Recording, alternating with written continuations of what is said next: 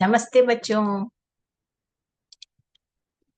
जैसा मैंने तुम्हें प्रॉमिस किया था कि बाल दिवस के उपहार के रूप में मैं तुम्हें कुछ विशेष दूं, तो आज आपके लिए एक विशेष सत्र मेरे वे विद्यार्थी जो आईजीसीएसई की परीक्षा देने के लिए तैयारी कर रहे हैं, उनके लिए ये सत्र विशेष रूप से लाभदायक होगा। आप इन बातों को जो मैं बताने जा रही हूँ उन्हें अपने अभ्यास के दौरान उनका पालन करेंगे तो आप देखेंगे कि परीक्षा हॉल में आप पूरे आत्मविश्वास के साथ प्रश्न पत्र को समय सीमा के अंतर्गत हल कर पाएंगे और अधिकतम अंक लाने में भी सफल होंगे। आइए मैं कुछ बातें आपके लिए दोहराती हूँ। प्रश्न पत्र का प्रारूप आप सभी जानते हैं कि पहला अपठित गद्यांश के रूप में प्रश्न आता है जो 8 नंबर का पूछा जाता है। उसमें सभी प्रश्न क्या, क्यों और कब पर आधारित होते हैं या किसी बात का एक संक्षिप्त वर्णन दिया गया होता है। इसमें आपको उत्तर लिखते समय पूरा वाक्य लिखने की आवश्यकता नहीं है। आप एक शब्द में या आप वाक्यांश में भी उत्तर लिख सकते हैं। इस वाले प्रश्न को हल करने के लिए आप 10 से 15 मिनट का समय दें और उत्तर लिखते समय, चाहे आप वाक्यांश लिख रहे हो या कीवर्ड लिख रहे हो, आप उसकी वर्तनी का विशेष ध्यान रखें। प्रश्न नंबर 2 जो बहुवैकल्पिक प्रश्न के रूप में होता है, आपको ABCD में से कुछ एक चुनना होता है। यहाँ पर आप ध्यान रखें पढ़ते समय कि जो भी कथन आपसे पूछा जा रहा है कि वो ABCD किस पैराग्राफ में है, इस बात का आप पढ़ते समय ध्यान रखें। और इसके लिए एक ट्रिक ये है कि आप जिस समय पाठांश पढ़ना प्रारंभ करते हैं उससे पूर्व 2 या 3 प्रश्न पढ़ लीजिए, तो आप आसानी से उत्तर ढूंढ पाएंगे। इस वाले प्रश्न को हल करने के लिए भी मैं चाहती हूँ कि बच्चे 10 से 15 मिनट का समय दें और इस प्रश्न में भी आप पूरे अंक प्राप्त कर सकते हैं। प्रश्न नंबर 3 टिप्पण लेखन का होता है जो 9 नंबर का पूछा जाता है। आपको पाठांश के बाद कुछ बिंदु दिए गए होते हैं जिनके लिए आपको 1 या 2 वाक्य या वाक्यांश लिखने होते हैं। यहाँ पर भी आप अगर वाक्य नहीं लिखते हैं तो कोई बात नहीं, आप वाक्यांश भी लिख सकते हैं। बस उस बिंदु के अनुरूप आपका वो वाक्यांश होना चाहिए, सटीक होना चाहिए, इस बात का आप ध्यान रखें। इस वाले पैसेज के साथ 2 प्रश्न जुड़े होते हैं इस पाठांश के साथ, टिप्पण लेखन और सार लेखन। तो मैं चाहूंगी कि आप 20 मिनट तक का समय भी लीजिए इस प्रश्न को हल करते समय, क्योंकि पाठांश आप जितनी ध्यान से पढ़ेंगे उतना ही आपके लिए टिप्पणी लेखन और उसके बाद फिर सार लेखन आसान हो जाए।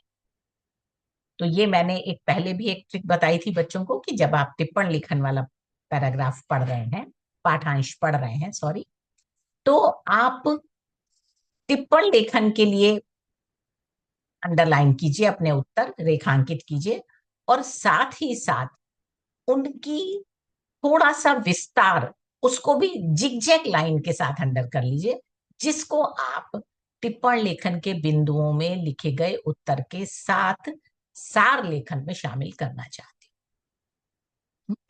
ये वाली बात अगर आपको नहीं समझ में आई तो मैं एक अलग से सार लेखन और टिप्पण लेखन पर आपको एक सत्र में पूरे उदाहरण के साथ आपको समझाऊंगी कि किस तरह आप पैराग्राफ को सॉरी पाठांश को ध्यान से पढ़ेंगे और फिर टिप्पण लेखन के बिंदुओं को हल करने के बाद सार लेखन किस प्रकार करेंगे।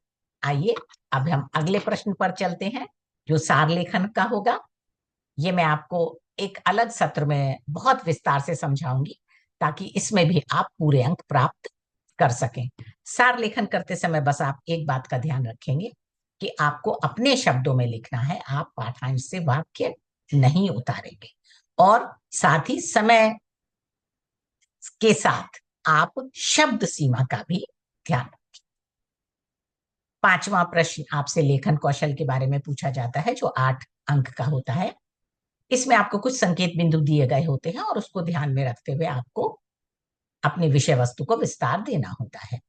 यहाँ पर भी आप समय सीमा का ध्यान रखेंगे। मैं चाहती हूँ आप इसे 20 मिनट अधिकतम समय लें और पूरा कर लें। इसमें आपको 120 शब्द लिखने होते हैं। बस इसका उत्तर लिखते समय आप ये ध्यान रखें कि आपकी वाक्य संरचना अच्छी हो, व्याकरण संबंधी गलतियां ना करें।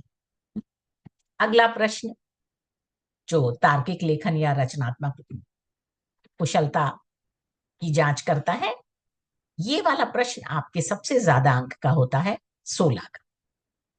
इसके लिए मैं चाहूंगी आप 20 से 25 मिनट का समय लें, आराम से 2 बार प्रश्न को पढ़ें, समझें, उन बातों को अंडरलाइन करें ताकि आप प्रश्न को गहराई से जान सकें जो आपसे उत्तर में अपेक्षा की जा रही है। प्रश्न को 2 बार जरूर पढ़ें और उसके बाद अपनी एक योजना तैयार करें जो आपको संकेत बिंदु दिए गए हैं उन्हीं के आधार पर। और उस योजना में ही आप ये तय कर लें कि आप किन बिंदुओं के लिए लगभग कितने शब्द लिखेंगे। तो आपको 2 तरह से फायदा होगा। एक तो आप समय सीमा के अंतर्गत अपने उत्तर को पूरा लिख पाएंगे, और दूसरी बात आप दोनों बिंदु, या अगर मान लीजिए 3 बिंदु दिए गए हैं तो तीनों को बराबर महत्व दे पाएंगे अपने लेखन में। तो आप वहां पर शब्द सीमा भी तैयार कर लीजिए कि आप उन दोनों बिंदुओं, अगर 2 बिंदु हैं और 200 शब्दों में लेखन करना है तो आप यकीनन उनके लिए 90 शब्द भी तय कर सकते हैं। बाकी के जो 20 शब्द बचेंगे वो आपका उपसंहार यानी एंड करने के लिए इस्तेमाल हो जाएंगे। इस तरह से आप पूरा प्रश्न पत्र बड़े आराम से समय सीमा के अंतर्गत पूरा कर पाएंगे। अगर आप इस समय का ध्यान रखेंगे तो आप देखेंगे कि आपके पास दोहराव के लिए भी 10 मिनट बच जाएंगे। मैं आपको दिखाऊंगी कि आप कैसे वो तालिका अपनी स्टडी टेबल पर सामने लगा लीजिए और प्रश्न हल करते समय उस समय सीमा का भी ध्यान रखिए। जो आपसे प्रारूप पूछे जाते हैं वो निबंध, पत्र, रिपोर्ट, भाषण, वाद विवाद, पक्ष या विपक्ष में भाषण आपसे पूछा जा सकता है, लेख, फिल्म और पुस्तक समीक्षा, डायरी, ब्लॉग।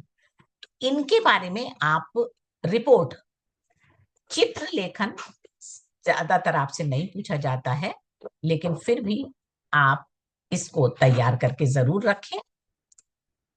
ये आपके लिए वो तालिका है जिससे आप 10 मिनट दोहराव के लिए भी बचा पाएंगे। आपके साथ मेरी यात्रा शुभ हो। आप अपनी समस्याएं मेरे साथ साझा कर सकते हैं। नमस्ते।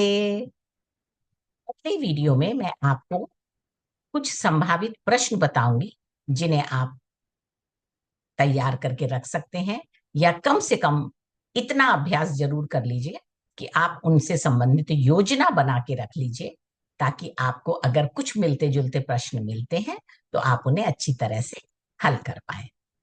इस सत्र में इतना ही, और अगला सत्र जरूर देखिए। मैं आपके लिए संभावित कुछ प्रश्न और चाहूंगी कि नमूना एक आदर्श प्रारूप भी आपको जरूर दिया जाए उसका, ताकि आप अच्छी तरह से तैयारी कर पाए। आज के लिए बस इतना ही। नमस्ते।